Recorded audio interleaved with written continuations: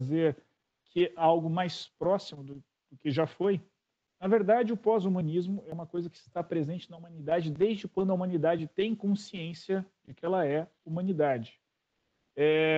Eu vou citar aqui alguns exemplos da nossa base cultural judaico-cristã ocidental.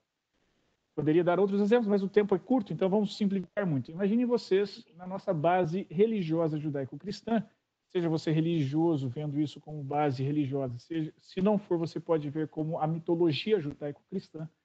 Nós temos Adão e Eva. Adão e Eva é uma criação do ser humano, da qual a tentação feita é a de que, se eles comessem do fruto da árvore do conhecimento, eles se tornariam igual a Deus.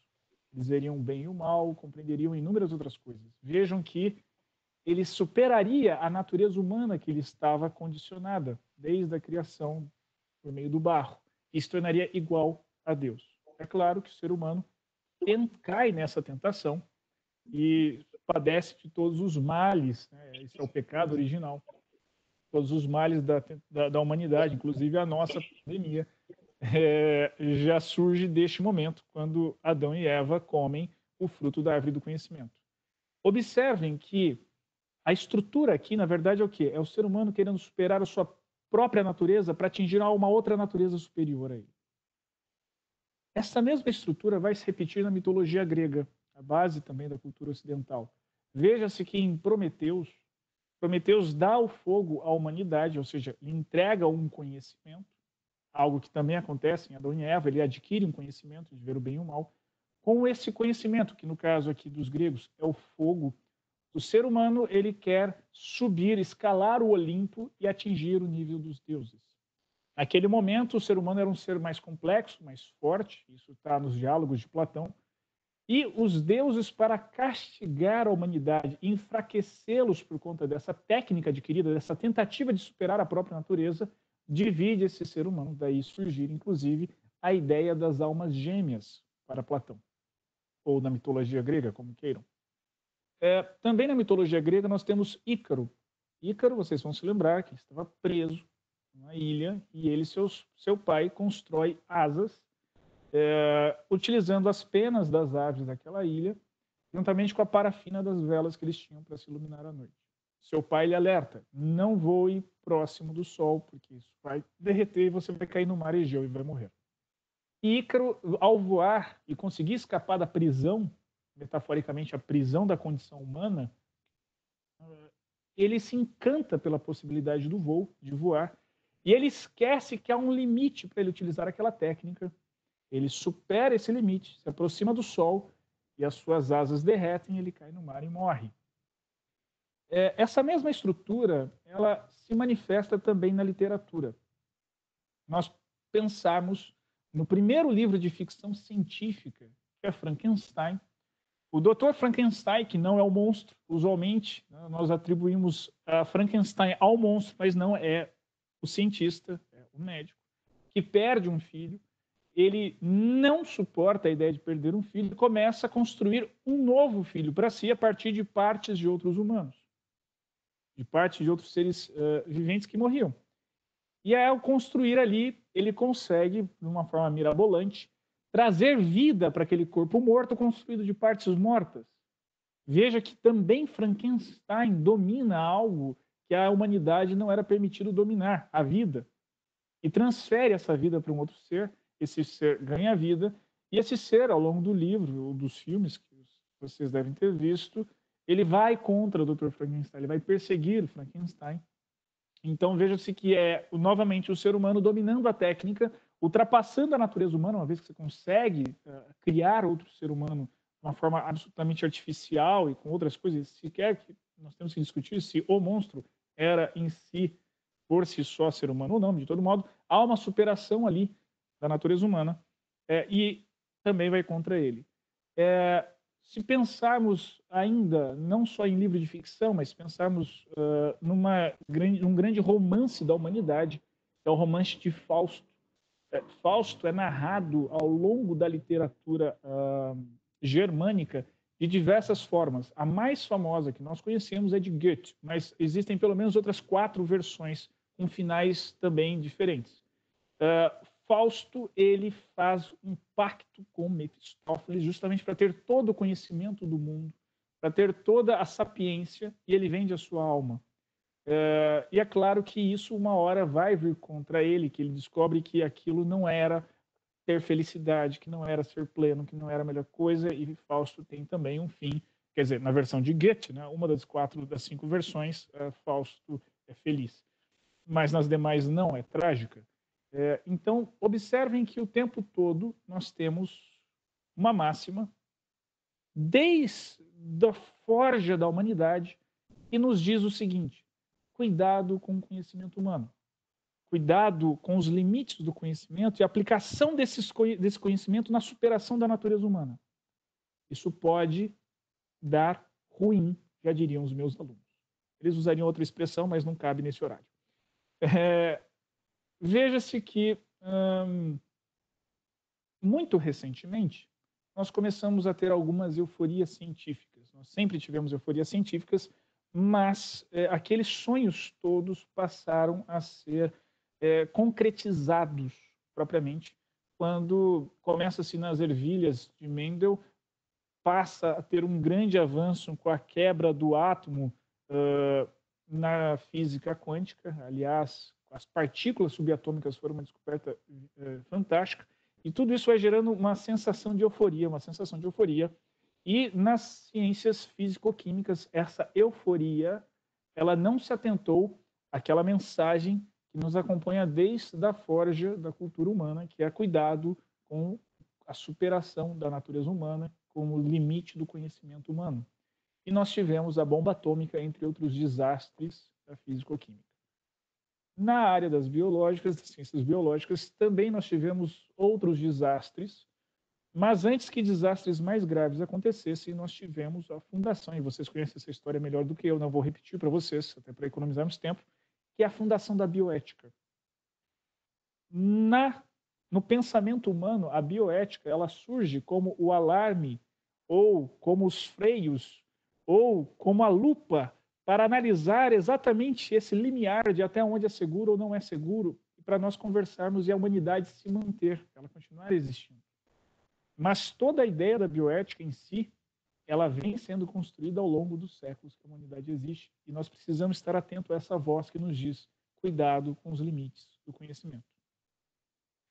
Como vocês puderam observar, nós temos uma euforia biotecnocientífica, que permite fazer inúmeras coisas. Essa euforia ela começou a ser instrumentalizada de diversos modos. Nossos estudos e os casos que analisamos em bioética demonstram muito bem isso.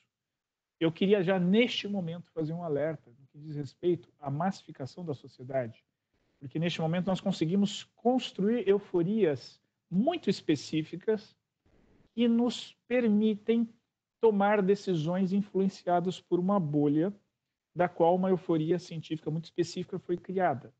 Eu já darei exemplos logo mais. Eu estou só fazendo algumas bases conceituais para nós entrarmos agora em pós-humanismo.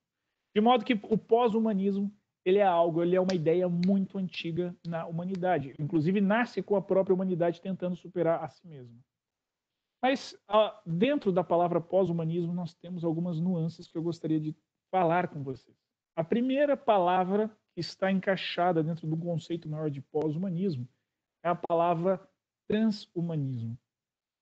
O transhumanismo é um termo que foi cunhado em 1957 pelo primeiro diretor da Unesco, Julian Huxley, num livro que se chama Religion Without Enlightenment, Religião sem iluminação, sem revelação, na qual ele falava que o ser humano ele poderia superar a si próprio. A ideia do transhumano para ele era um ser humano que melhorava a si mesmo, tanto moralmente quanto fisicamente. Essa ideia, naturalmente, ganha muitos adeptos. Veja que nós estamos falando em 57, nós já temos muita ciência, né, de background para poder instrumentalizar tudo isso. E isso vai avançando. São fundadas algumas sociedades, inclusive transhumanas, ou voltadas para o futuro do humanismo. Mas o transhumanismo em si ele é uma palavra conceitualmente com muitas confusões semânticas. Razão pela qual eu vou utilizá-la apenas para chamar de momento de transição. E é um momento de transição que, inclusive para se referir a ela, o fundador de uma das sociedades, a principal sociedade pós-humana, que fomenta pesquisas científicas, inclusive, e tem um orçamento muito rico, aliás, para fomentar pesquisas que possibilitem o ser humano a superar a si mesmo, que é Nick Broston. Ele escreveu um poema que me parece representar muito essa situação. Esse poema é de 2002. Eu vou ler a tradução que eu fiz deste poema ao português, para que todos que me assistam tenham acesso a isso. Diz ele: no banco ao fim, do que estava lá antes de nós, olhando para o outro lado do que podemos nos tornar, velado na névoa da especulação ingênua, estamos ocupados, preparando aqui jangadas para nos atravessar, antes da luz se apagar, deixando-nos na noite eterna do que poderia ter sido.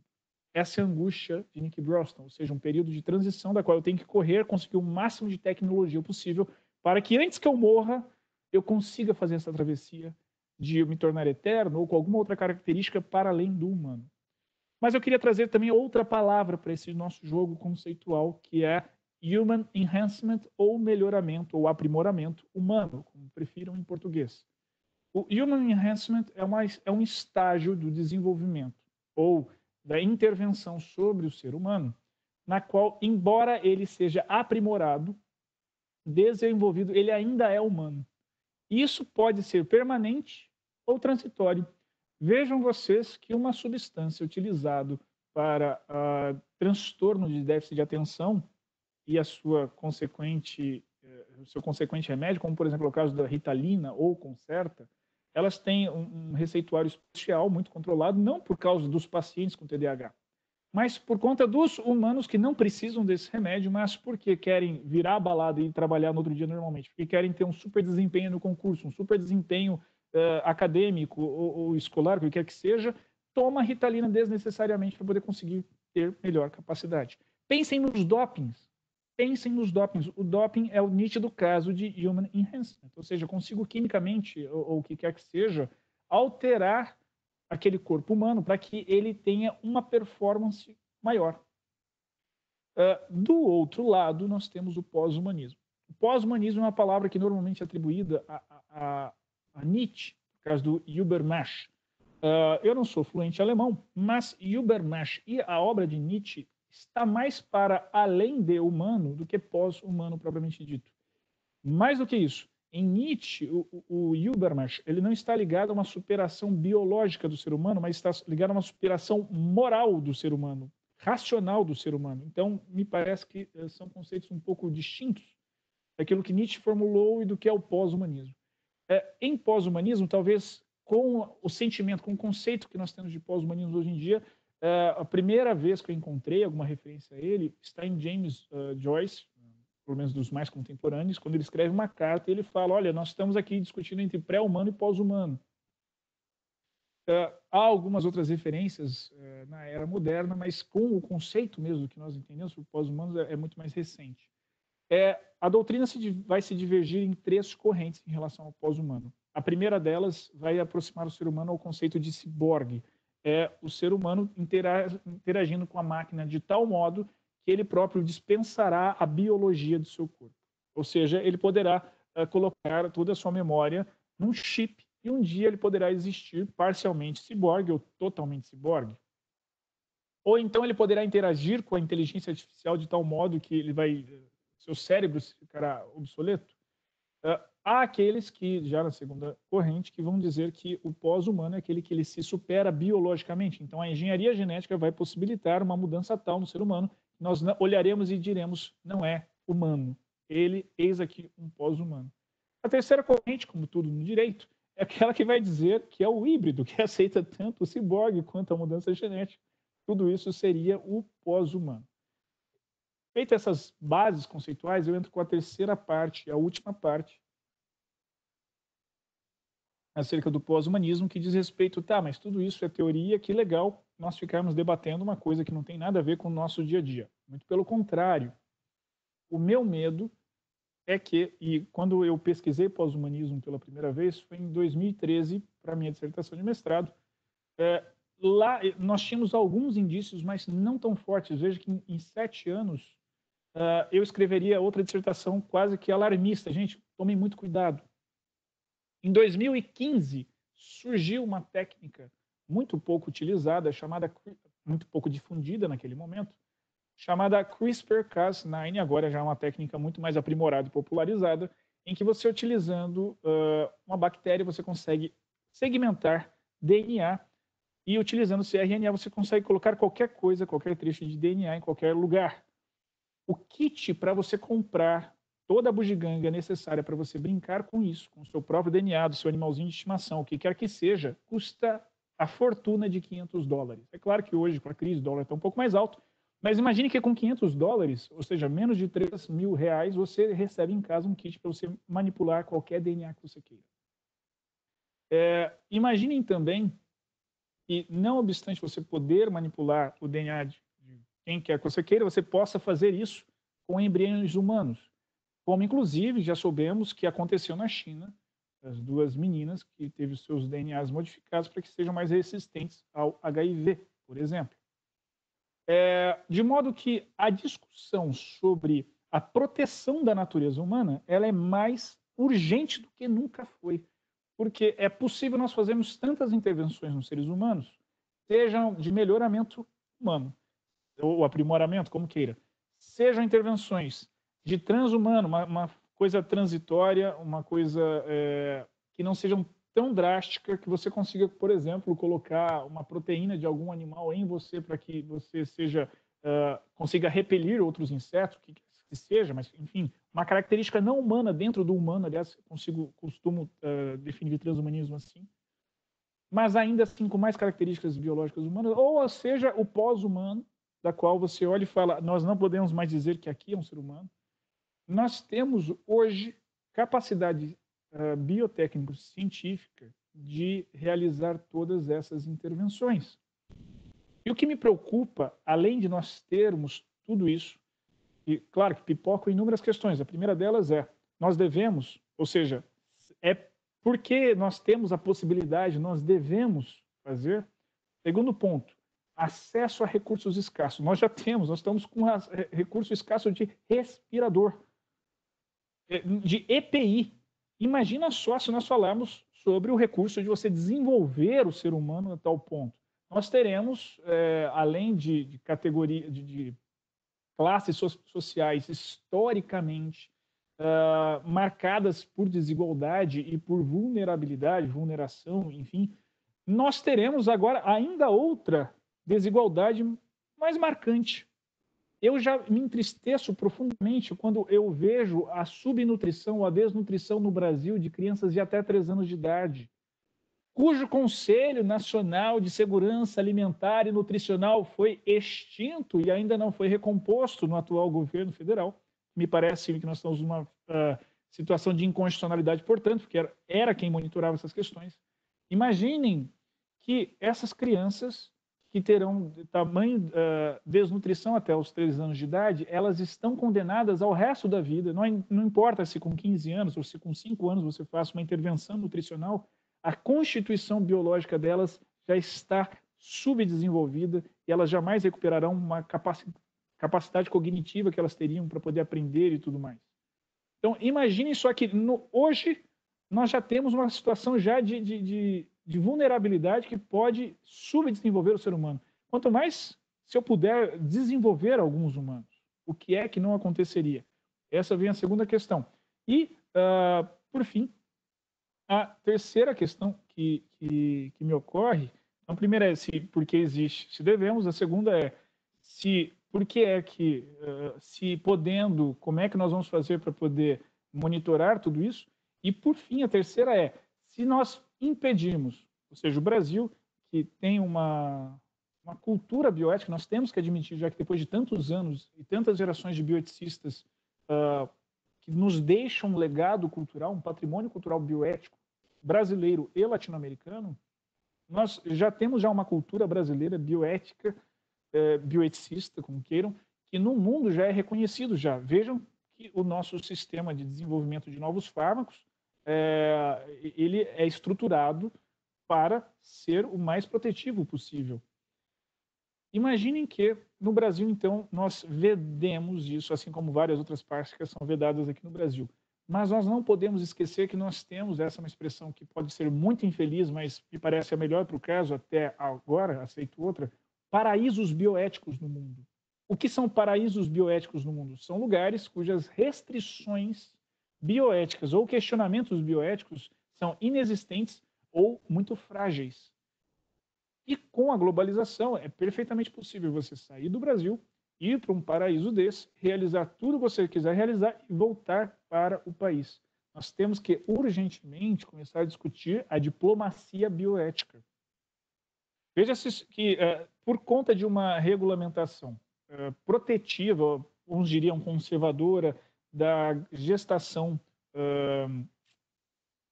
a gestação por subrogação, né, eu diria barriga de aluguel, que é o nome popular das novelas, muitos casais deixam o Brasil e vão fazer isso fora. Veja o que aconteceu na Hungria por conta da pandemia. A Hungria era um paraíso desse, de receber, de fazer a gestação por subrogação. E aí, com a pandemia, fecha-se os aeroportos. Há mais de 500 crianças lá aguardando seus pais irem buscá-las. Ou então, aqui no Brasil, acho que vocês já devem saber disso, o Brasil é o país que mais importa sêmen escandinavo do mundo. Por quê? Nós não temos uma comunidade escandinava aqui no Brasil tão marcante a ponto de nós termos uma importação de material genético para fertilização in vitro de países escandinavos tão grandes. Não seria porque há uma parcela da população com acesso a esse recurso que está querendo ter filhos altos, loiros de olho claro? E nós não precisamos discutir isso? Então, embora a discussão do pós-humanismo possa soar inicialmente algo que é ficção científica, na verdade, nós estamos vivenciando isso. Nós precisamos aproximar essas discussões de nós. Eu encerro agradecendo imensamente de coração o convite para esse diálogo e agradecendo porque eu estou vendo que o meu recente e grande amigo Dirceu Greco, professor Dirceu Greco, está aqui presente. Muito obrigado, professor, pelo seu tempo para estar aqui conosco. E o querido Oswaldo Simonelli, que é também advogado e professor, está aqui conosco, também nos acompanhando. Encerro e devolvo a palavra ao professor Paulo, novamente muito honrado pelo convite para esse diálogo. Legal, Anderson. Muito obrigado pela sua presença, pelas suas reflexões aí levantadas. A gente reconhece a complexidade do tema, né? Então, aí vai ser interessante agora a oportunidade que daremos, então, à professora Renata. Então, eu imediatamente já passo a palavra para ela. Então, muito obrigado aí pelas suas reflexões. Mais uma vez, você que está nos assistindo, eu solicito que, se você tiver alguma questão ao longo das falas, você formule utilizando, então, o chat. Renata, muito obrigado. Passo a palavra para você.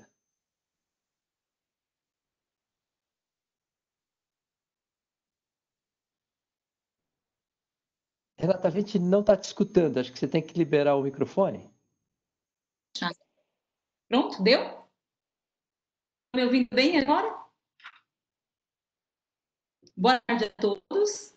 Está dando tudo certo agora? Paulo, ok?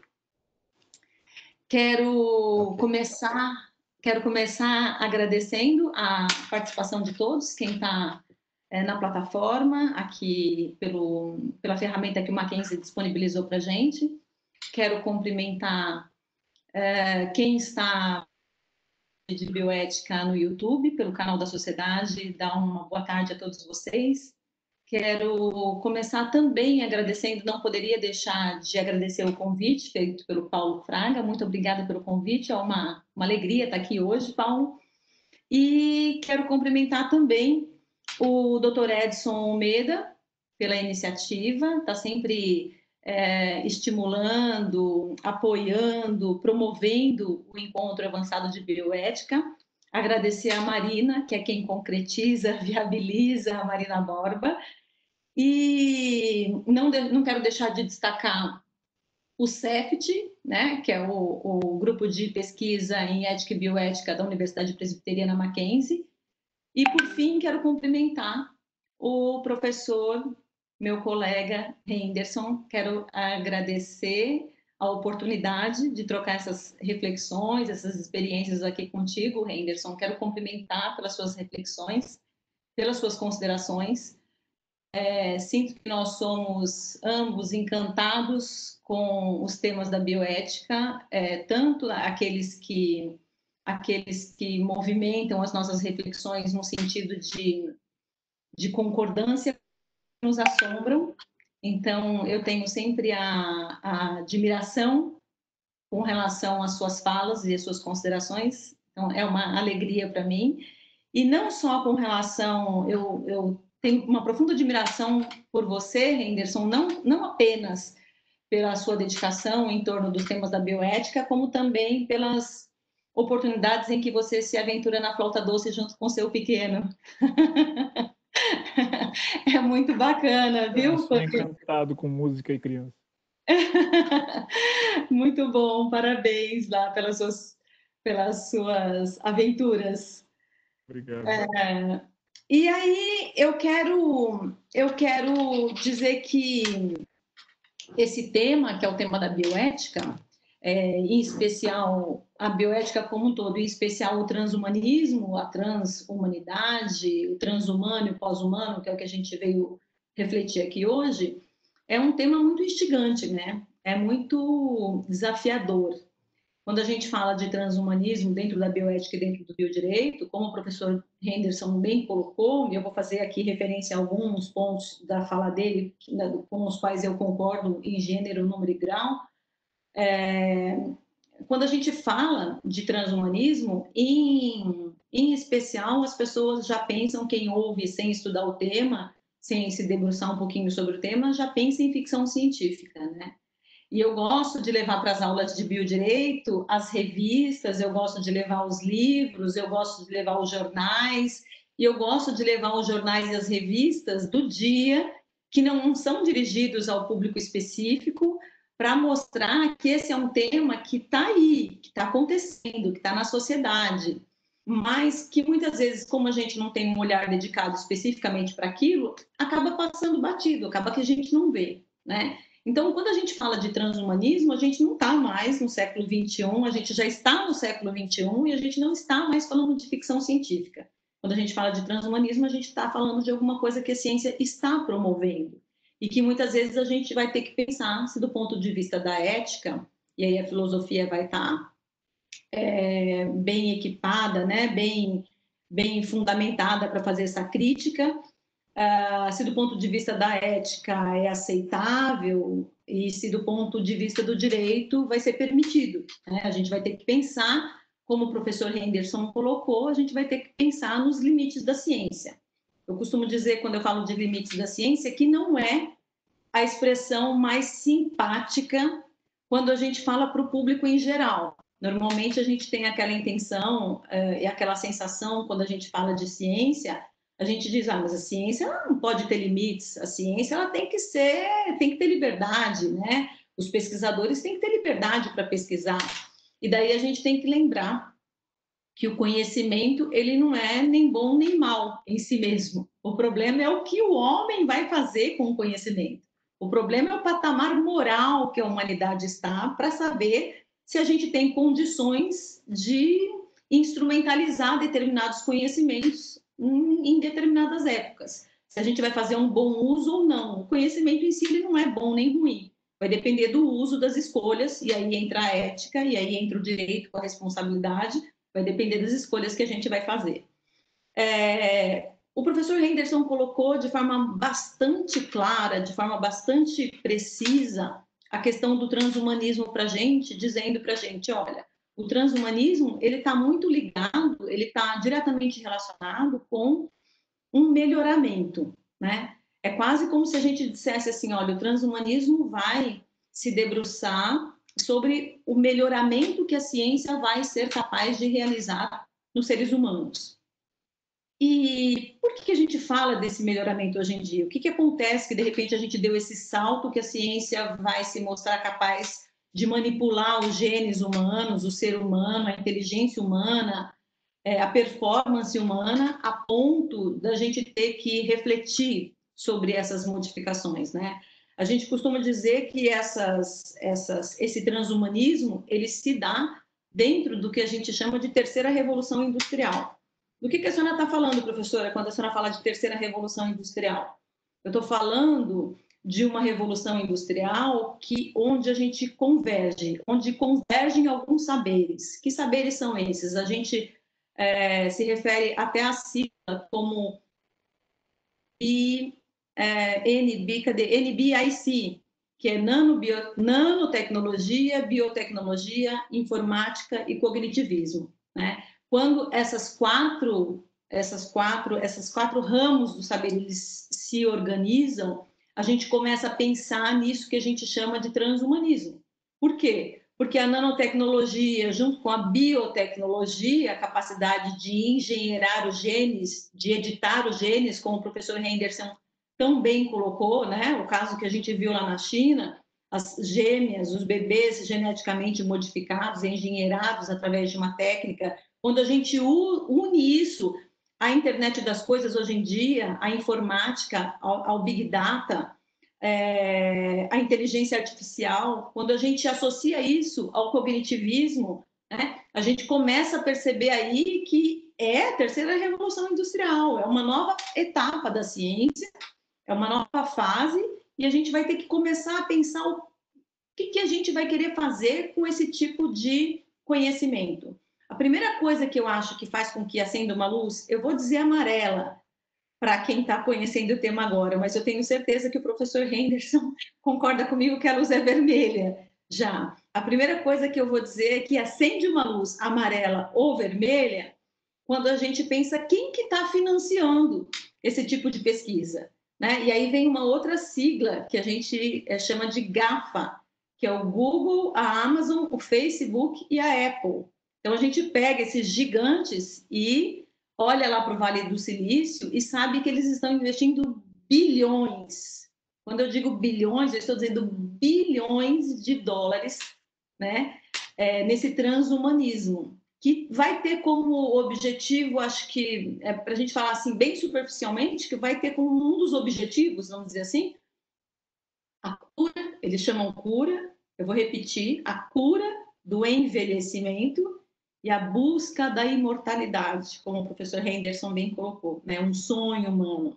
Num primeiro momento, quando a gente olha para essas questões, a gente fica pensando assim, de início, poxa vida, é um sonho, né? Quem é que quer morrer? Ninguém quer morrer. Quem é que quer envelhecer? Ninguém quer envelhecer. Então, se a ciência puder entregar para a gente, ainda que não seja a imortalidade nesse momento, mas que seja um envelhecimento com mais saúde, um envelhecimento mais saudável, por que não? Então, alguns veem o transhumanismo, me parece, com bastante otimismo, mas outros veem nesse transhumanismo a capacidade de destruição da humanidade, né? A capacidade da gente fabricar, muitas vezes, vírus, como o professor Henderson colocou, né? A gente corre o risco, a partir da edição genética, a partir da edição de genes, a gente corre o risco de praticar bioterrorismo, né? A biopolítica se insurge contra esse desenvolvimento ilimitado. Toda vez que a gente fala num Estado de Direito, a gente não pode pensar que a gente tem que pensar que a ciência tem que se desenvolver sim, mas ela tem que encontrar limites, porque nenhum direito é absoluto.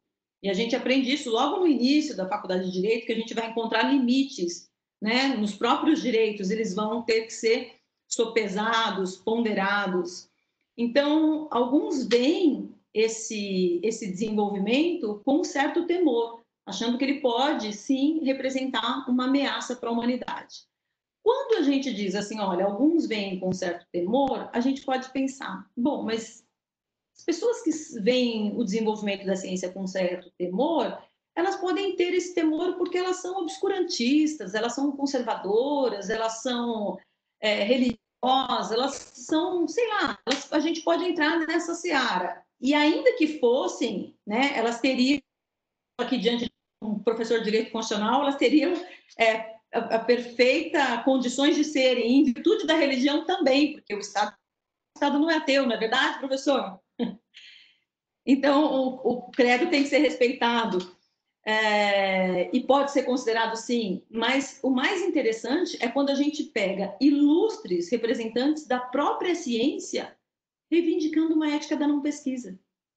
Quando a gente pega ilustres representantes da ciência pedindo para tomar cuidado e agir com prudência, porque pode estar abrindo, já que a gente falou de mitologia aqui hoje de uma forma tão bonita, abrindo uma caixa de Pandora, né? A gente pode estar liberando aí alguns demônios a partir dessa liberação desenfreada. De quem que a senhora está falando, professora, quando a senhora fala de ilustres representantes das ciências que estão reivindicando uma não pesquisa, né? Ou uma prudência, ou um controle? A gente tem o próprio Stephen Hawking falecido, né? O físico, que em 2014 ele já levantou essa questão, dizendo que o desenvolvimento da inteligência artificial, dentro dessa ideia de um transhumanismo e de uma humanidade aperfeiçoada a ponto de superar a humanidade tal e qual nós a conhecemos hoje, poderia ser justamente o extermínio da raça humana, né? Ao lado dele, Elon Musk, que é um empreendedor que enriqueceu com as redes de pagamento e de internet, PayPal, também fazendo uma palestra, por exemplo, ao lado do Bill Gates, no MIT, e dizendo que precisaria de controle para a inteligência artificial. Então, a gente tem alguns ilustres cientistas que vão dizer, e a gente não tem só na física, ou na ciência da computação, a gente tem na genética também alguns cientistas dizendo, olha, preciso de uma ética de não pesquisa, a gente precisa pensar bem em estabelecer aí alguns controles, algumas normas internacionais. E me parece que o professor Henderson também levantou esse questionamento hoje da gente pensar numa ética global que fosse capaz de dar parâmetros para essas condutas. Então, eu acho que algumas perguntas, porque a gente tem mais perguntas do que respostas, isso que eu sou da filosofia, isso não me incomoda nem um pouco, ter mais perguntas do que respostas, mas uma das perguntas que eu acho que tem que ficar para a gente, dessas reflexões, é se a nossa sociedade, se ela está preparada para isso. O professor Henderson colocou, escuta, a gente não tem respiradores, né? A gente está vivendo uma pandemia, a gente não tem respiradores, e a gente está investindo bilhões nessa cura do envelhecimento, né? Nessa busca dessa imortalidade. A gente não tem uma justiça capaz de garantir uma certa igualdade, né? Até agora a gente está lutando para conquistar esse ideal que é lá da Revolução Francesa, né? Até agora a gente está lutando contra essa desigualdade. Será que o aperfeiçoamento dos seres humanos vai provocar uma nova desigualdade? Né? O Michael Sandel fala bastante isso na Era da Engenharia Genética, lá na Contra a Perfeição, é o título da obra. Até que ponto que a gente vai com esse tipo de pesquisa? Né? Até qual que é o limite? Como o professor Henderson de novo colocou, será que só porque a gente pode, a gente deve? A gente pode, a gente sabe que a gente consegue, mas será que a gente deve? Será que é esse o caminho? Será que são essas as escolhas que a gente deve fazer? O Pascal Burkner tem uma obra que se chama Euforia Perpétua, e para falar a respeito desse tema, ele diz assim, o ser humano do futuro é um bebê gigante? É isso?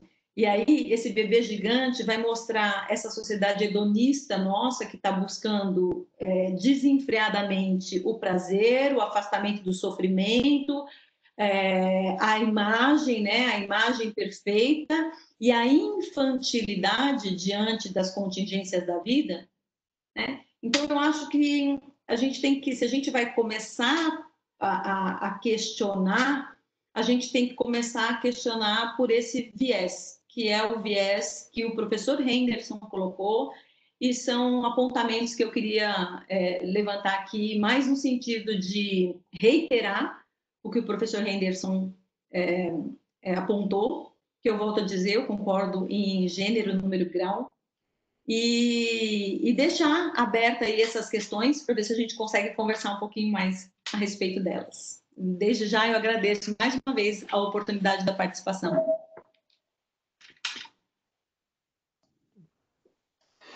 Legal, Renata, muito obrigado aí pelas suas reflexões também. Eu acho que deram em algumas pistas, né, de como que... E, na realidade, acho que a fala de ambos aí fomentaram aí algumas indagações, né? E eu vou aproveitar, então, já para que haja uma maior participação. Eu teria algumas provocações aqui, mas eu acho que é importante a gente fazer esse movimento da audiência, então, se manifestar aqui. Eu acho que tem perguntas interessantes. E aí vocês podem optar em um ou outro responderem, mas tem algumas aqui voltadas especificamente para o Anderson, né? Anderson, você prefere que eu faça uma de cada vez, uma pergunta, ou eu posso fazer já Se em você duas ou preferir, três? professor, se quiser fazer Tá, em atacado, aí em quem bloco, sabe né? isso. Perfeito. Aí você tenta. Então, uma das perguntas vem do Reinaldo Ayer. Ô, Reinaldo, professor Reinaldo Ayer, muito obrigado aí pela sua participação, né? Ele Se diz soubesse assim, que o professor Reinaldo estava assistindo, eu deixava ele falar no meu lugar, puxa vida. Um absurdo que eu esteja falando e o professor Reinaldo esteja quietinho na plateia. Professor Reinaldo, que alegria. Que alegria. Estou constrangido de que não é o senhor que não esteja aqui falando. Olha lá, ele diz assim, a Conep tem possibilidade de não nos tornar tão paraíso ético para a pesquisa, né? O que você acha disso? Aí ele coloca aqui, Hungria, né, importação de sêmen não está no campo das liberdades individuais? Outra que a gente agradece a participação é Eliane Moraes, né? Ela diz o seguinte, parabéns, meu querido professor Dr. Anderson, né? Interessantíssimas provocações, né? E aí vem a pergunta dela, poderíamos traçar um paralelo do tema com os xenotransplantes? E aí eu gostaria de aproveitar, então, esse primeiro bloco de perguntas também, e agradeço ao mesmo tempo a Bianca Neves também pela sua participação e pergunta. Ela diz o seguinte, eu estudo como o transhumanismo pode interferir na moda e no comportamento de consumo. Olha que interessante. E é muito legal ver esses questionamentos a partir de outras áreas. Então, se vocês quiserem tecer algum comentário sobre isso, né? A interlocução do transhumanismo, então, na moda e no comportamento de consumo. Então, fica aí para vocês se organizarem nessa resposta. Zé Wenderson primeiro fazer, ter a palavra e depois a Renata Se a complementa. professora Renata quiser começar, uma vez que eu comecei a anterior. Renata, então pode ser você mesmo, Renata. Eu acho que a pergunta do professor Reinaldo foi dirigida ao Anderson, né? Tá. Bom. Eu também estou vendo aqui, professor Paulo, que a professora Marlene Bocato, estimada geneticista, bioeticista, está com a mãozinha levantada aqui nos nossos participantes. Não sei se ela quer falar algo pela mãozinha levantada aqui no... Eu mandei uma mensagem para ela para perguntar se ela, né, para verificar se ela tem alguma pergunta, né? Tá bom. Porque eu notei, e estou aguardando aqui a pergunta dela. Então, se ela quiser também escrever aqui, Isso. professora Marlene. Professor Reinaldo, eu reitero e acredito que a Renata também, pelo que manifestou-se, também concorda com isso, que era o senhor que deveria estar aqui.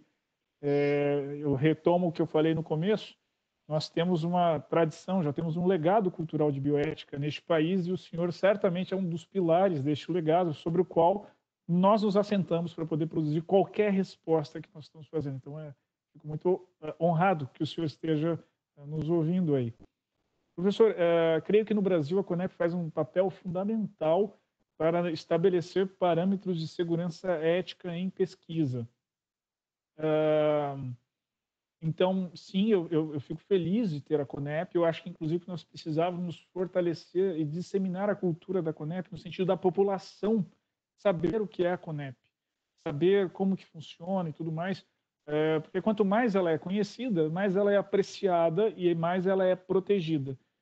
Historicamente, ela já desde 96, quando o professor William, juntamente com vários pesquisadores, o senhor inclusive participou dessa construção importante aqui no país, desde lá ela vem sendo atacada. Eu me lembro de conviver com o saudoso professor William, que foi 2 vezes meu orientador, e ele relatar com muita tristeza a ignorância ou a malícia com que várias pessoas queriam enfraquecer a CONEP. Então, a CONEP possibilita alguma segurança aqui no país, mas seria muito importante nós fortalecermos ainda mais a participação da CONEP, especialmente porque eu estou antecipando que haverá um debate em relação aos comitês de ética em pesquisa por causa das pesquisas com cloroquina no país. Algumas delas foram judicializadas pelo Ministério Público Federal por conta dos resultados dessas pesquisas, né? Então, eu já antecipo que, a depender de como for politizado isso, o sistema de ética em pesquisa no Brasil pode vir, isso estou antecipando aqui, ou inferindo, politizada no cenário público, que as pessoas não sabem do que se trata. Então, desde já, eu acho importante nós abraçarmos a CONEP. Essa é a primeira questão que a professora havia perguntado. A segunda questão foi em relação a liberdades individuais, né, no que diz respeito à importação de sêmen, né, material genético escandinavo, e também a questão da Hungria. Sim, eu concordo, faz parte das liberdades individuais. A questão nós partimos para a biopolítica, ou seja, quando um país autoriza que isso acontece ou negligencia que isso acontece, é uma opção biopolítica, uma opção política. O que nos cabe é questionar se é ético que isso aconteça. Porque a partir dessa biopolítica é que se construirá toda a matriz jurídica disso tudo. Então, veja-se que quando nós dissermos que se dentro da biopolítica nós nos conscientizarmos de que isso é antiético, invariavelmente a consequência jurídica será reconhecer a inconstitucionalidade disso aqui. Eu vou dar um exemplo muito simples, professor. Observe como foi a questão das células-tronco embrionária no Brasil. É uma discussão que a sociedade ainda não estava preparada para poder fazer. E foi uma discussão muito marcante. Muito marcante porque 3 anos antes, e tem um estudo de uma tese de doutorado de um professor na Faculdade de Comunicação da USP, que é o professor Cláudio Tognoli, que hoje é professor da USP, inclusive, ele analisa a quantidade de reportagens produzidas nos 3 anos anteriores à discussão de célula-tronco embrionária no Brasil, a quantidade, como pipocou o número de reportagens falando que células-troncos davam resultado. Veja, sem dizer se era embrionária ou adulta, ou se era o iPSC, o que quer que seja, só falava célula-tronco, célula-tronco, célula-tronco. De modo que, para um leitor leigo, inclusive o judiciário, professor, célula-tronco é uma coisa maravilhosa. Quando veio a discussão da célula-tronco embrionária, estava criado um ambiente, porque já tinha dentro da biopolítica construído de que isso era eticamente válido. Então, qual foi a consequência jurídica disso? Ok, célula-tronco embrionária é válida. Eu não estou discutindo se ela é válida ou não. Eu estou discutindo a forma como foi construída isso. Então, eu concordo que no estado atual em que nós estamos, pela biopolítica atual, isso é válido dentro da liberdade individual. A questão é, em relação dentro do direito constitucional, inclusive, você tem a liberdade de ir e vir, de tomar decisões como essa. A questão é se dentro da biopolítica isso é ético ou não. Porque se nós discutirmos não é, isso começará a gerar efeitos no campo do biodireito. Naturalmente, vai ter uma consequência jurídica disso. Na estrutura atual, eu posso dizer ao senhor que o direito ignora a existência disso tudo. A professora Renata e eu, quando falamos disso em sala de aula, o pessoal acha assim, nossa, não é possível, ninguém fala nada. Puxa, basta ver na Declaração Universal de Bioética e Direitos Humanos, assinada pelo Brasil, né? Inclusive o professor Volney Garrafa, nosso colega bioeticista da UNB, que professor titular da Cátedra Unesco na UNB, foi delegatário do Brasil para participar da comitiva que assinou isso. Nós, neste exato momento, a diretriz que tem do Ministério da Saúde em relação à cloroquina e hidroxicloroquina para gestantes e crianças, fere 5 artigos da Declaração Universal de Bioética e Direitos Humanos, da qual o Brasil é signatário. 5 artigos da Declaração Universal de Direitos Humanos. Mas como é em matéria bioética, o mundo jurídico ignora, desconhece. Então, nessa discussão, a minha sugestão, na verdade, sim, é um direito individual, mas a pergunta que nós precisamos fazer é justamente se é ético ou não, porque em não sendo ético, dentro da biopolítica, isso vai gerar consequências e o próprio direito constitucional reconhecerá e isso fere a dignidade humana na nossa compreensão atual da dignidade humana. Eram essas, Paulo, em relação ao professor Reinaldo, da qual eu reitero que ele que deveria estar falando. Era isso mesmo, Anderson. Aí tem depois da professora Eliane, né, sobre a questão do xenotransplante, né, qual o possível paralelo aí? Sim, a questão do xenotransplante, ela cabe completamente nessa questão, professora. Me parece que ela foi mais polêmica quando surgiu a possibilidade, da qual nós ficávamos, puxa, mas eu vou conviver com um baço de um porco, né, ou coisas assim. Mas me parece que hoje em dia este ponto ético ele já não é tanto assim do ser humano conviver com algo que foi desenvolvido no material de um animal. Me parece que o ponto agora da questão ética é a dignidade do animal, ou seja, o animal da qual vai ser um rim, ou um fígado, o que quer, o coração, o que quer que seja, ele sobrevive depois, ou como ele foi criado nesse período. Me parece que os direitos dos animais estão ganhando uma repercussão tamanha. Inclusive, o próprio STJ já reconheceu a existência de dignidade animal. É curioso, mas foi para um caso de guarda, veja, não é de tutela nem de posse, de guarda de papagaio no STJ, na qual uma família que foi atuada pelo IBAMA, a ave estava há mais de 20 anos, não lembro a data exata, mas era mais de 20 anos com aquela família. O IBAMA vai, pega, multa, a família entra com uma ação de guarda, que nem fosse criança. Dizer o seguinte, olha, o papagaio já está conosco há 20 anos, sei lá quantos anos, mas certamente mais de 2 décadas, e ele é parte da nossa família. Ele num cativeiro vai morrer, porque ele vai estar fora do ambiente natural dele. Isso era errado? Era errado, mas esse animal pertence à nossa família já. Nossa família está sentindo falta desse animal. O STJ reconhece a dignidade do papagaio e voltou o papagaio para a família.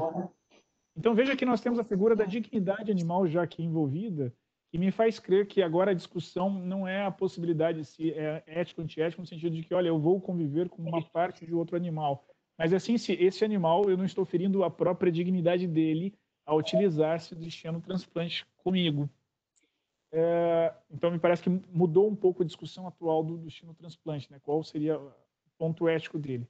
E por fim, em relação ao que diz respeito a Bianca, se não me engano, que pesquisa modas, né, a moda, transhumanismo em relação à moda, um dos passos do transhumanismo começa na moda, em termos de realização, com os wearables. Né? Então eu coloco um óculos que já vai fazer reconhecimento facial, vai puxar já na minha memória, na tela, tudo que eu sei daquela pessoa, então eu nunca mais vou esquecer o nome de alguém, algo que me ajudaria muito no cotidiano.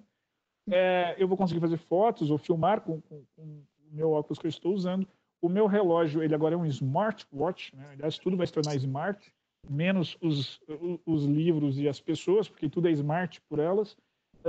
Então, o relógio, ele passa de ser um cronômetro de tempo, que já por si só foi um grande marco de ditadura na nossa vida, para ser um computador da qual tudo você vai fazer por aqui, além de roupas. Né? Tem roupa que detecta Wi-Fi, tem roupa que detecta inúmeras questões da convivência social. Tem roupa que só de você se aproximar, o Bluetooth já troca o contato de uma pessoa com a outra. Aliás, tem copo de cerveja que faz isso também. Então, me parece que a vida humana começa a ser adulterada ou alterada, daquilo que nós conhecemos como vida humana hoje, através de questões do cotidiano. Uma delas, a roupa. Veja-se que o primeiro marco de que Adão e Eva, ao violar a regra divina, é eles perceberem que estão nus.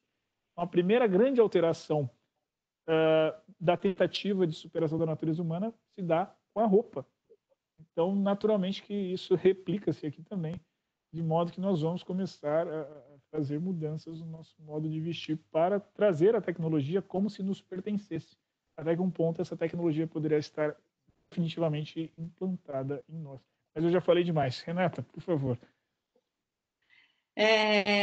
Duas considerações apenas. Eles só percebem que estão nus porque provaram da árvore do conhecimento, provaram do fruto proibido, haviam sido advertidos que não deveriam. E eu achei bastante interessante a consideração, a pergunta que o professor Reinaldo fez, doutor Reinaldo fez, professor para todos nós, E achei mais interessante ainda a sua reflexão, as suas considerações, Henderson, porque realmente eu acho que fica, para quem está à margem do direito, eu acho que fica essa impressão, mas, poxa vida, eu não estou dentro do âmbito dos direitos individuais, eu não estou dentro das minhas liberdades fundamentais, poder escolher, né, o sêmen do doador. Então, tem um protagonismo aí dentro da liberdade individual muito grande e que, em princípio, faz todo sentido, né? Quando você pega lá o texto constitucional, faz todo sentido, eu estou exercendo a minha liberdade individual. Mas aí a coisa, né, o buraco é mais embaixo, quando você pensa exatamente que é uma opção política, que tem a ver com a biopolítica, que tem a ver com as escolhas que os estados, não é uma questão nem de governo, é uma questão de estado, a escolha que o estado vai fazer, né? Como é que ele quer conduzir aquele determinado assunto. E você lembra muito bem quando você se refere à questão das células tronco embrionárias. Eu gosto muito do professor Cláudio Antonioli, eu tenho a obra dele, me foi muito útil na época que eu estava escrevendo o Direito à Vida, Pesquisa com Células Tronco, justamente por ele trazer esse componente de que a sociedade não foi preparada para um determinado, né? A sociedade não estava madura o suficiente e você coloca o debate dentro de um discurso que já foi previamente moldado. E aí passa, juridicamente passa. Só que passa a lei e ficam as questões jurídicas para a gente resolver depois, para o direito dar conta depois. Né? Toda vez que eu falo isso na sala de aula, eu faço questão de lembrar. A gente tem uma lei 11.105 que autoriza a pesquisa com célula tronco embrionária, né, que não trata do ser humano, do embrião humano, que trata de soja transgênica, de descarte, de semente, né, do armazenamento, da importação, da exportação de semente transgênica, não do ser humano. E passou lá um embrião humano. Foi boi de piranha para tirar de todo o restante. Foi, exatamente. E aí a gente pode pegar algumas questões e ver que elas estão sendo pautadas assim, que o Brasil não para ter uma discussão séria. E volto a dizer, não estou nem me posicionando a favor nem contra nesse momento. Eu estou dizendo, nós não discutimos os temas do biodireito e da bioética, e eles já estão batendo a porta do judiciário. A gente fala de transhumanismo como se fosse, de novo, uma ficção científica, e o judiciário brasileiro já teve que resolver sobre criogenia. Já teve que se posicionar sobre criogenia, já é feito, já está aí, né? E a gente não tem legislação para isso, a gente não sabe se vai poder ou se não vai poder, se tem que deixar autorização, se não tem que deixar autorização, né? Como é que vai testar essa vontade, se tem autonomia do paciente, se não tem autonomia do paciente, a gente não discute, né? Que bom que o Conselho Federal de Medicina muitas vezes se antecipa, na maior parte das vezes se antecipa para dar um norte, para dar uma orientação, para dar uma luz. Nesse sentido, são visionários, né? Mas quando chega lá no direito, também a gente esbarra porque a gente tem a questão da lei, a gente precisa da lei. Né? A gente resolve com os princípios, a gente vai dando jeito, vai por analogia, etc. e tal, mas o fato é que a gente não está discutindo com a seriedade que o tema merece. Acho que é isso. Legal, legal, pessoal. Tem mais um grupo de perguntas, né? Eu vou pedir que vocês respondam, algumas são direcionadas. Então, vamos lá. A professora Nilza, mais uma vez, obrigado aí pela participação e presença, né? A Nilza diz o seguinte, ó, ninguém nunca viu as gêmeas da China, mas poderíamos dizer que, caso elas existissem, já estaríamos no momento pós-humano ou híbrido? Poderia comentar mais sobre a diferença entre pós e transhumanismo? Aí ela tece ainda mais um comentário, né? O cientista que disse ter usado o CRISPR-Cas9 nas meninas sumiu também. E aí vem mais uma pergunta, o racismo chegou até as técnicas de inseminação ou estou enganada? A professora Marlene, obrigado pela sua participação e presença, né?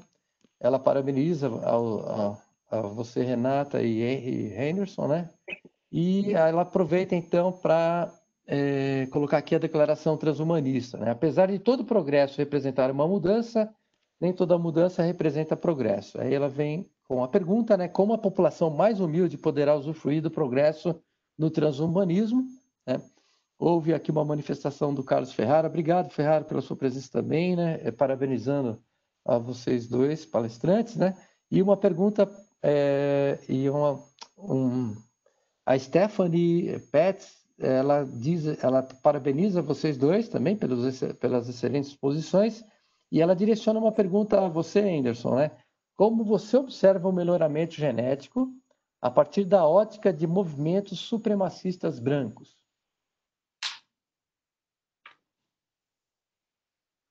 Então, não sei se a Renata quer fazer agora uso e depois a gente passa. Beleza, então, Renata.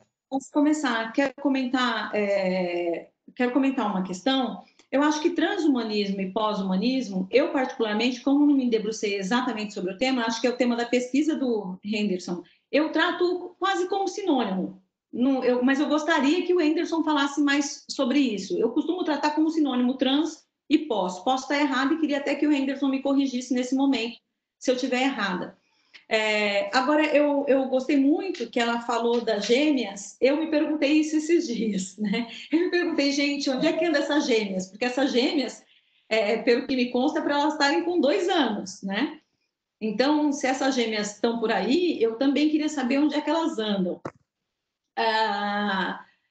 Essa edição genética feita nas gêmeas, eu não sei se a gente pode chamar de transhumanismo propriamente dito. O que a gente sabe é que essa edição genética foi feita numa célula embrionária, né? Numa célula, a primeira célula que é a detentora de toda a informação genética. Então, de certo modo, já foi alterado a partir do momento em que essas gêmeas se reproduzirem, se elas se reproduzirem, a gente já teve uma alteração do patrimônio genético aí da humanidade. É o primeiro ponto. O segundo ponto que eu queria destacar é quando a Nilza coloca o cientista também a gente não ouve falar. O cientista, se eu não me engano, está cumprindo pena. O problema é que a pena é bastante leve, né? A exemplo do que foi feito com um outro cientista alguns anos atrás. Alguns anos atrás, um outro cientista, que foi um cientista, se eu não me engano, coreano, que também foi acusado de praticar atos contrários à ética, porque ele assediou moralmente algumas pesquisadoras que trabalhavam com ele e elas foram forçadas a doar os seus óvulos, e ele disse à comunidade científica que havia clonado um ser humano a partir daqueles óvulos e acabou que não clonou coisa nenhuma, e foi expulso da mesma forma da universidade, da mesma forma que foi esse cientista chinês. Ele foi condenado a 4 anos, e aí, com 2 anos, ele cumpriu pena, cumpriu 2 anos, e se disse arrependido. Se disse arrependido, foi posto em liberdade e fundou um laboratório. E fundou um laboratório que agora ele clona cachorros. Foi capa da Super Interessante de 2019, foi uma das capas que mais repercutiram, porque ele já está no clone número 11.100 e alguma coisa, e ele cobra $100.000 por cada clone. E aí abre uma outra discussão, né? A gente vai poder clonar seres humanos também, né? E em que medida, se a gente não tem uma sanção rigorosa para uma infração grave, em que medida que o crime acaba compensando? Se você cumpre 2 anos e sai praticando um exercício de uma atividade por $100.000 cada produto que você, vamos chamar de produto, né? Cada produto que você, entre aspas, confecciona, porque você clona, então talvez o crime aí seja um momento em que o crime esteja compensando. Vou deixar o Henderson fazer as considerações dele agora. Professora, eu acho que a diferença entre trans e pós pode distingui-las ou não. Me parece que vai muito de qual referencial teórico adotado. Não tem certo ou errado nisso.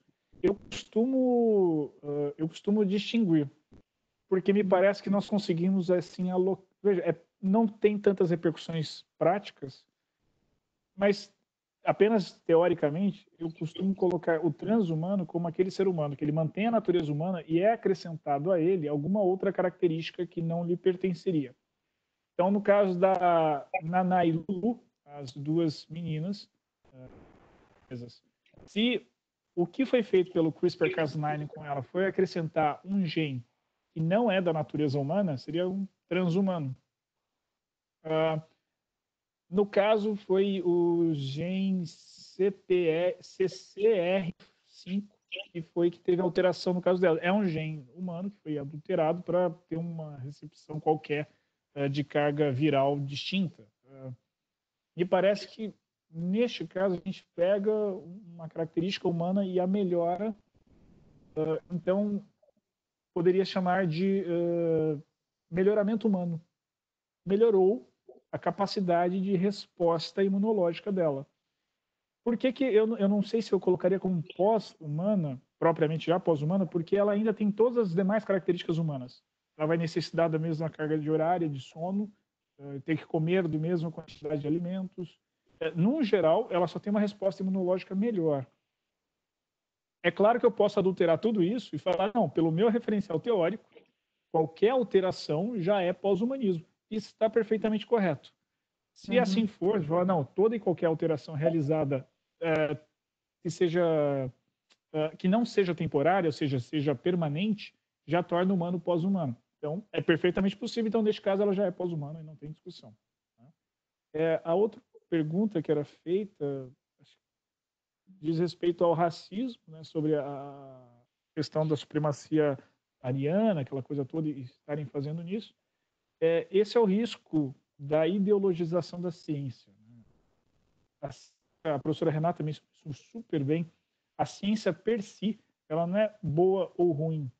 Ela não é voltada para o bem ou mal. O que dirige ela para o bem ou para o mal é justamente o ser humano, suas ideologias, suas políticas.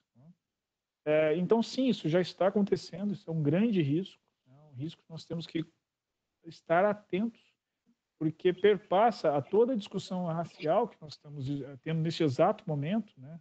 Aliás, aquela frase I can't breathe, eu não consigo respirar, nunca foi tão representativa de inúmeras coisas, de pandemia e de abusos de autoridade por motivo racial.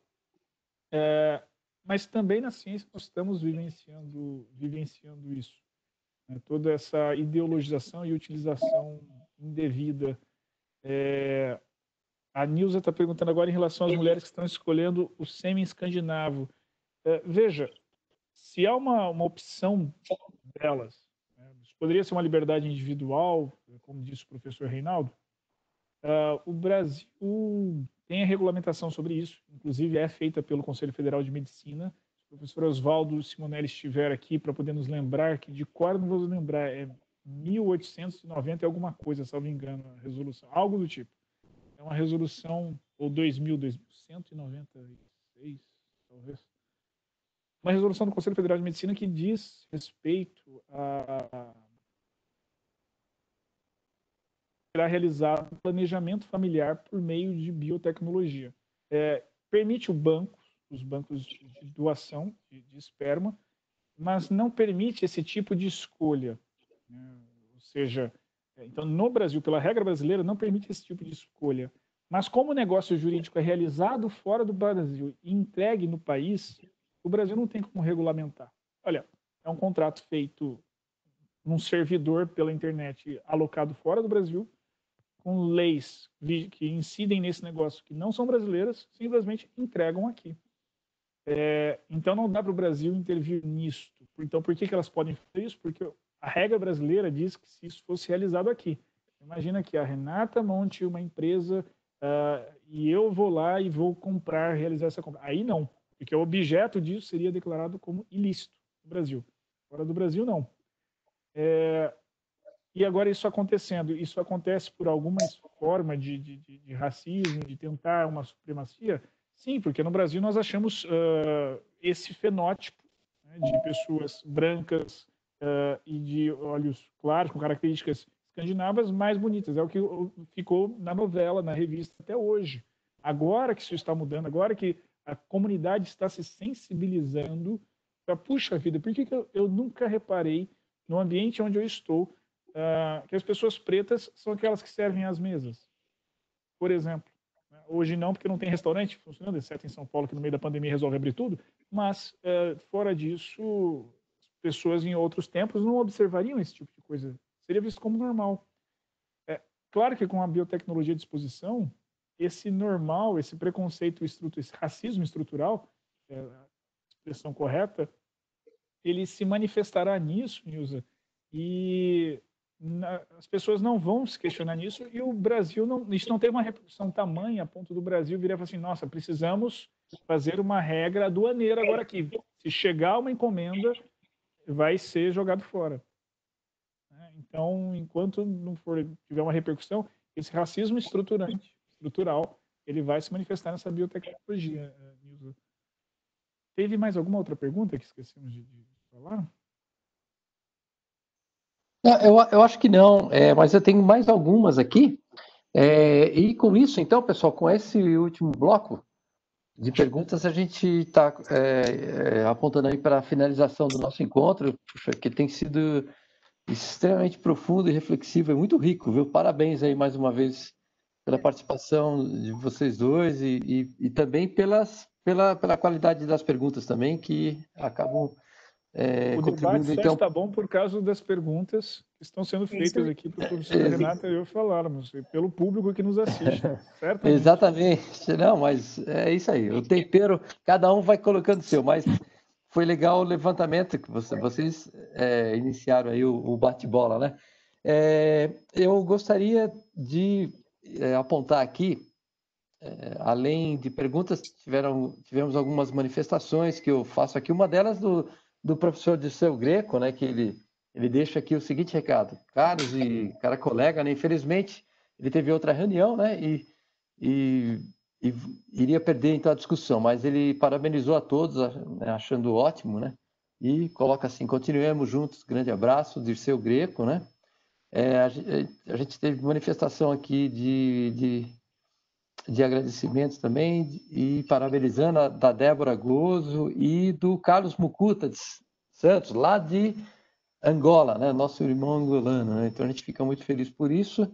E tem uma pergunta aqui do professor Lindbergh Moraes. Lindbergh, obrigado pela sua participação e sua questão. Ele direciona para você, Anderson, a seguinte pergunta, que você havia mencionado alguma coisa relacionada a que não há reabilitação para os tecidos afetados na criança com déficit nutricional, né? Aí ele pede, por gentileza, se você poderia esclarecer um pouco mais essa questão. Eu agradeço a pergunta do professor Lindbergh. Minha formação de base é jurídica. Eu evitarei ter esse comentário nisso para poder não errar.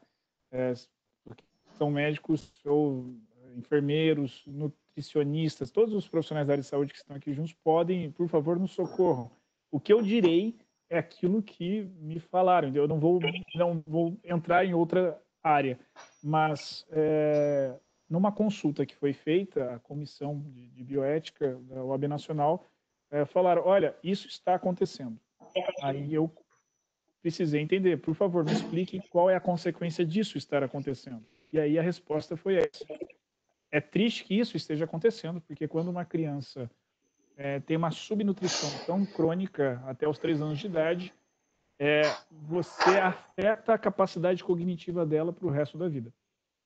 Então, não é minha área de expertise, mas a informação que me foi passada nessa consulta para poder discutir a constitucionalidade ou não da situação de o Brasil não estar com o seu Conselho Nacional de Segurança Alimentar e Nutricional em funcionamento para monitorar várias questões, inclusive a desnutrição na primeira infância, é justamente esse ponto de que teria um impacto na capacidade cognitiva da criança ao longo de sua vida que não seria algo recuperável depois. Mas reitero, minha área é o direito.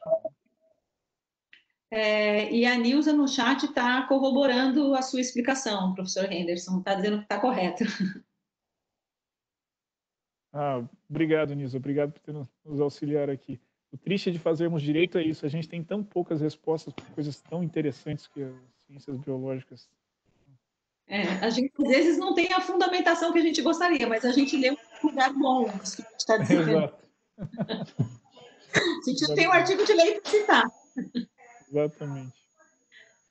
Legal, gente. Eu queria fazer... A Marina está olhando um pouco o YouTube e tem aqui algumas manifestações que vale a pena eu destacar, né, da Luana Dias, Renata, perfeita, né? A Carol Celestini, para você, Anderson, salve, doutor, né? Eu acho que é isso. E é isso, pessoal. A gente fica muito feliz aí por mais o EBA, né? O Encontro de Bioética Avançado, e ele tem essa expressão até gentil, EBA, né? Olha que legal. Então, foi muito, tem sido muito interessante e vocês enriqueceram muito o nosso dia. Eu acho que essas reflexões, elas são, apesar de toda a complexidade, né? Essa ideia do limite tênue entre tratamento e aperfeiçoamento sempre na medicina, isso nos faz, então, sempre pensar. Mas, enfim, eu acho que de uma maneira muito didática e também assertiva, vocês inseriram esse tema, né, a despeito de toda a complexidade. Antes da gente encerrar o nosso encontro aqui, Anderson, mais uma vez puxa vida, a gente agradece muito, muito mesmo a sua participação, né, a sua experiência no próprio tema e em outros também, que eu acho que você tivesse muita sabedoria nesse cargo que você está ocupando, né, de envergadura nacional. Acho que isso aí é um privilégio para nós tê-lo conosco, né? O privilégio é todo meu. Mais uma vez, a gente agradece. Eu gostaria, lógico, a gente tem aqui a tentativa de não só apresentar esses temas que são extremamente instigantes, né? Mas a gente apresentar a própria Sociedade Bioética de São Paulo também. Então, você que está nos assistindo aí, e se você puder se filiar, se associar, né? E se você quiser visitar o site para verificar a quantas andas a bioética aqui no Brasil, eu convido você a entrar no link da sociedade, se você colocar no Google Sociedade Brasileira de Bioética, né? E se associe.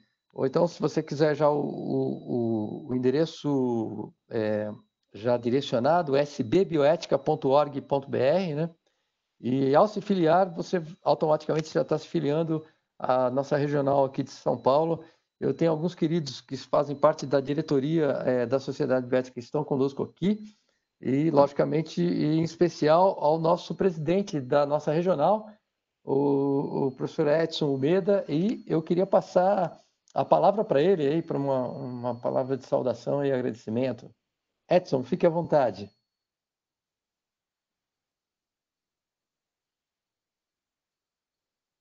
Eu não sei se ele está nos ouvindo. Não, agora, isso. Edson, se você puder liberar o microfone, tá bom? Perdão, essas coisas de tecnologia ainda eu estou me acostumando um pouquinho. Eu faço das palavras do Paulo as minhas, não é? Primeiro, em agradecimento ao professor Henderson, à professora Renata, que se dispuseram desse tempo precioso que eles têm para poder nos engrandecer aí com essa riqueza de informações, não é?